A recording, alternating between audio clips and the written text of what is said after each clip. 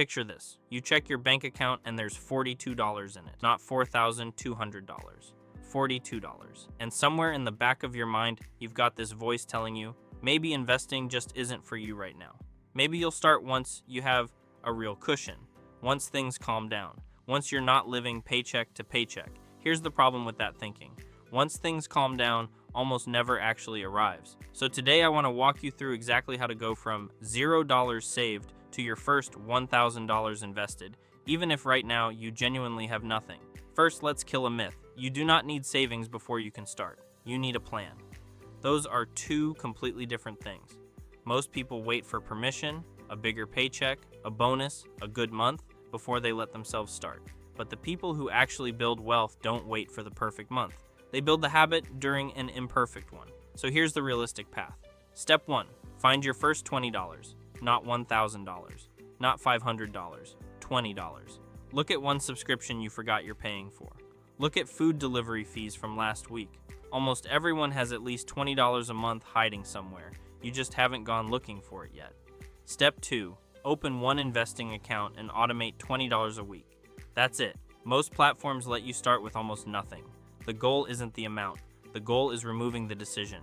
Once it's automatic, you're not relying on willpower every single week, and willpower is exactly where most people fail.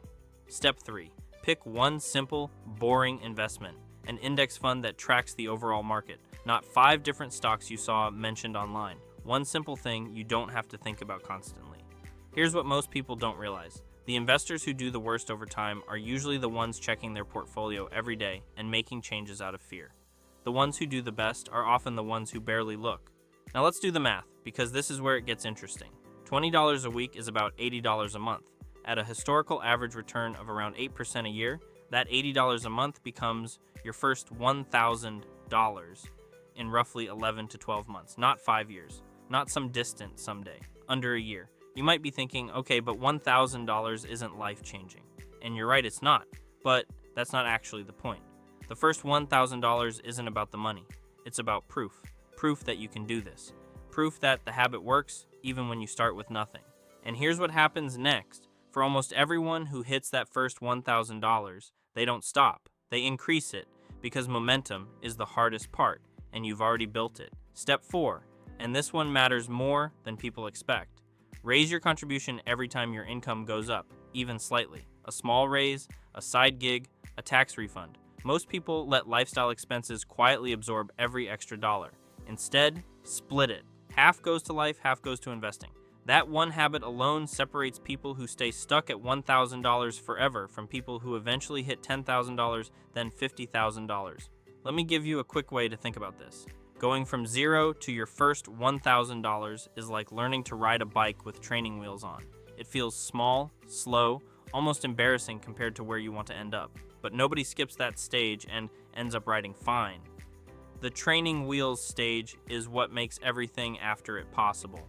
So to recap the path, find your first $20 a month hiding in your spending, automate it weekly into one account. Pick one simple index fund and leave it alone, and increase your contribution every time your income moves up even slightly. That's it. That's genuinely the whole plan. If you started this video thinking you had nothing to work with, I hope it's clear now, nothing isn't the problem. Waiting is. So tell me honestly in the comments, are you starting from zero right now, or have you already found your first $20?